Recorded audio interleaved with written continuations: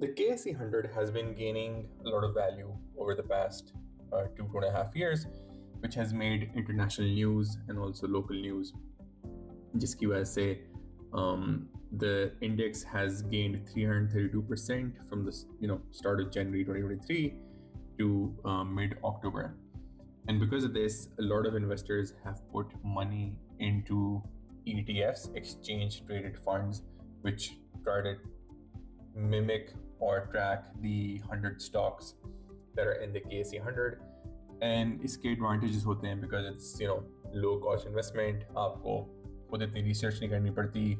It matches the market की output. It generally beats वो investors जो actively market को beat करने की कोशिश कर रहे होते हैं. आपका risk is not limited to one or a small number of stocks.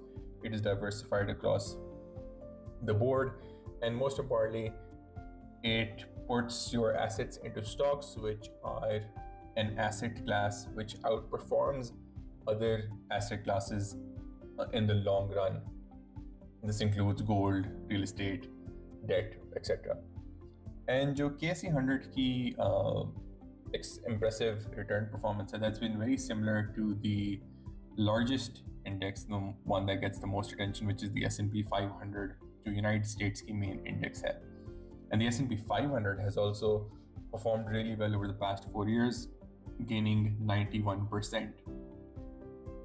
But ये जो gain है has been in the wake of some alarm for investors and researchers who have said कि ये सारा gain is being driven by a few stocks which are driving market cap index key, which are also driving the EPS and revenue surges. So looking at that, we see that your top 10 stocks हैं S&P 500 के, they now almost account for 40% of the total index market cap. And these are mostly all tech stocks, which includes the Magnificent Seven: Apple, Tesla, Meta, Microsoft, Google, Nvidia. And this is largely because of the AI investment that's coming in and data centers में investment. So अभी तक हमने जो भी दोनों KSE100 and S&P 500 देखे हैं, so they're on the rise. So question बनता है कि why is concentration risk even something to be concerned about? And उसकी कुछ वजूहात हैं. One is कि आपकी जो index होती है that's supposed to represent the broader market. So अगर कुछ stocks बहुत अच्छा कर रहे हैं, they will make it look like the whole index is doing well, when that may not be the case. So it misrepresents the market. And obviously because one sector is being overweighted, so it brings volatility कि अगर वो ऊपर जाएगा या नीचे जाएगा तो आपकी it go in either direction. And आपका जो risk profile होती है that becomes larger. So when the times are good, obviously it works out for you, but when the times go bad, it drops together and can lead to a lot of losses. In most cases, it's something that you have very little protection from as investors. So we're now going to look क्या KSE100 को भी same problem है जो S&P 500 को है, and we're going to look at 4 metrics.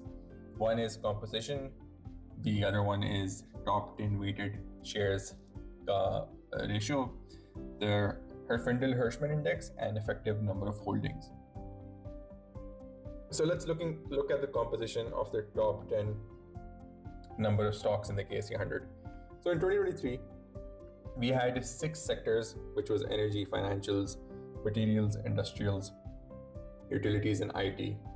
Whereas since then, we have had a number of stocks leave the top 10 and a different number of stocks come into the top 10. Interestingly, Systems Limited has left. So in 2025, the top 10 stocks do not have IT as a sector in it anymore. And as you can see from the ones that have come in, जो financials banking sector है उसकी weightage बढ़ गई है.